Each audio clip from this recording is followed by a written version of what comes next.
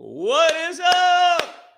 Hey everyone, Matt Morris, mattmorris.com. I thought I would pop on here and share a quick story for you from this morning, actually, that spurred a conversation that I had maybe 10 years ago that was really impactful for me. And so I'm going to share that with you. But first, the story from this morning. And listen, as you guys hop on, put your name and everything and where you're from in the comments. I'm tongue tied today. Let me know where you're tuning in from. And let's see. Some of you are part of my newsletter over at mattmorris.com. I send out training and coaching pretty much every day, almost every single day. Every once in a while, I'll take a day off, but rarely.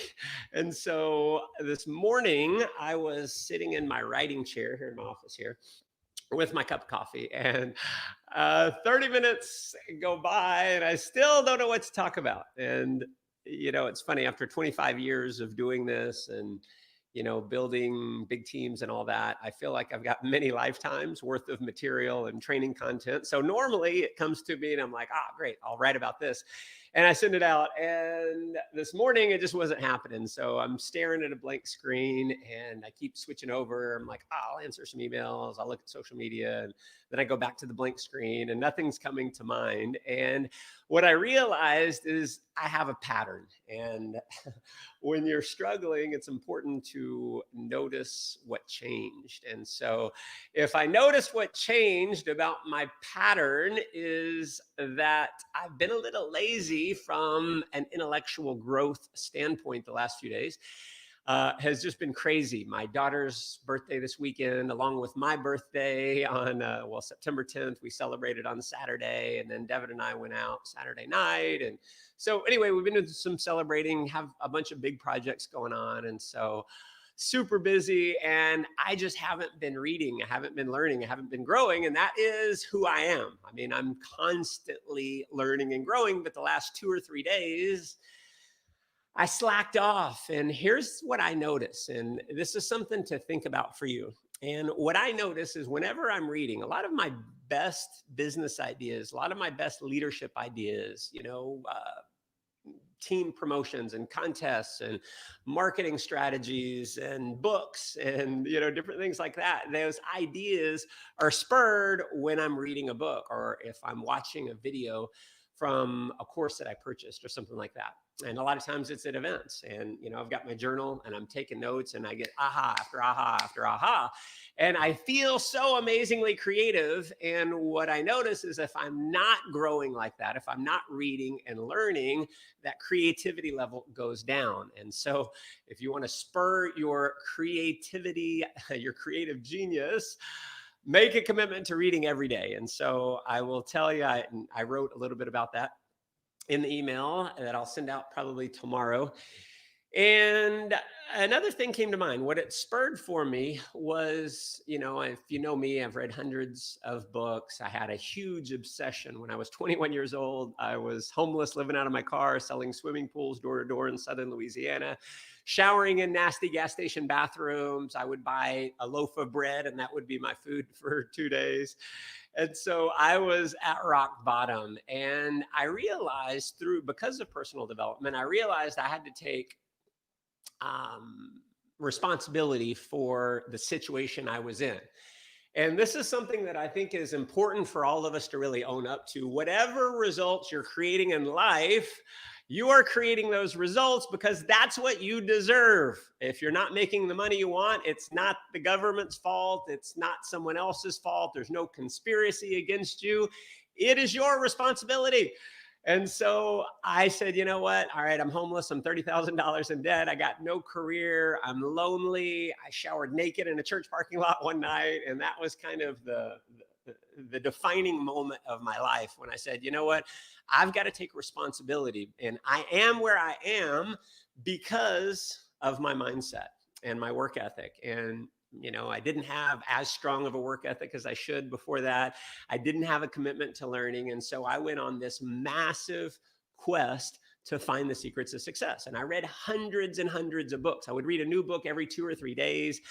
If I wasn't on a sales appointment, I would be at the library or I'd be at a bookstore. I couldn't afford to buy a lot of books when I was homeless. So I would camp out on the floor of bookstores and I'd read their books until they'd close. I'd come back the next morning and finish the book. And what happened is that's when my reinvention started happening. That's when things started to click for me. And I went from 21 to 24, homeless, $30,000 in debt, living out of my car, bathing in gas station bathrooms, living in my little red beat up Honda Civic, to earning a six-figure income, then a multiple six-figure income, $1 million in the bank at 29. And it was largely due to the fact that I decided to start working like a maniac, but also investing in my own education like a maniac. And I was, I didn't do very well in school. Let's just say I was the kid who finished in the half of the class that made the top half possible. My grades about as good as the kid sitting next to me, right? So I was not a stellar student. I went to college. I dropped out before I failed out. I did not believe I was very intelligent. And I kind of carried that with me for a long time. And when I started earning six figures, a lot of that came from the confidence that I had developed because of personal development. So even though my mindset was, even though I'm not so smart, and maybe not so intelligent, I can still create huge results because I'm so well read, because I have so much knowledge. But I still kind of carried on this, like, I'm not really that intelligent with me. And I was having a conversation, again, going back at least 10 years. And it was a guy who's doing his PhD, his thesis on leadership. And what he did is he went back over, wow, we have 140 people on. Very, very cool. And by the way, if you do decide to share this, drop me the words shared so we can give you a shout out for sharing it. And I have not been looking at the comments here. Tend to get a little distracted. So great seeing you guys on. Awesome, awesome, awesome. Cool. Thank you for the comments. And so he went back over the last 100 years and he studied all the experts in leadership, the leadership gurus for the last 100 years. And he came up with 5 criteria of all the leadership gurus over the past 100 years. He said they have these 5 characteristics. And I'm sure you've read leadership books and it talks about how, you got to be confident and you got to have faith and you have to have vision and all this stuff, right? And so he's like, what are the common things over the last 100 years? Well, one that came up was intelligence. And at this point, I had created huge results, hundreds of thousands of people in my organization. I really believed I was a really powerful leader at the time, made millions of dollars, traveled all over the world. But I didn't see myself as intelligent. And so I started arguing with him on that. And I said, well, I don't think that's the case. And I start sharing with him how myself and other great leaders that I know, we were really bad students. We weren't really smart. And he said, no, you are highly, highly intelligent. And here's why. What intelligence is not your natural born IQ. Your intelligence is your capacity to learn. Your capacity to learn is your intelligence. And if you look at the great leaders of our time, they were all, without exception, they were all very committed to learning and growing. And if you look at, it was a study, CEOs of the Fortune 500 or 100 companies, on average, they read like 50 books a year. Crazy, the amount of learning that goes into great leadership. And so I started thinking about intelligence a little bit differently. And, as we got to talking, intelligence, your capacity to learn, is something that grows based on how much you learn. And the simple fact that I had read hundreds and hundreds of books, gone to probably hundreds of seminars and tons of courses and audios, you name it. It's been my life for over 20 years now, because I've developed that capacity to learn. And the reason why I just wanted to share with you this quick video is because I think there are so many people in the networking profession and in entrepreneurial and heck in life in general that just don't see themselves as intelligent. And here's the reality. It's like saying, oh, I don't have any muscle, so I can't grow a muscle. Well, A muscle has to be worked. Your mind works like a muscle. So if you want to have a really big bicep, what do? You do a lot of bicep curls. You work the muscle, and your brain is the same way.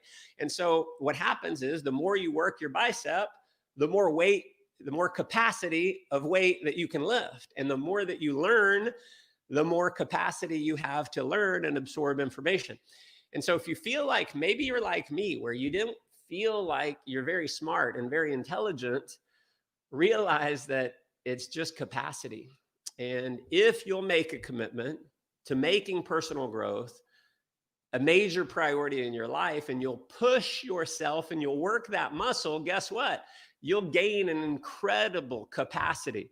And I will tell you, my level of confidence when it comes to being intelligent, and I don't like getting on here and saying, hey, I'm intelligent, because it sounds like I've got a big ego.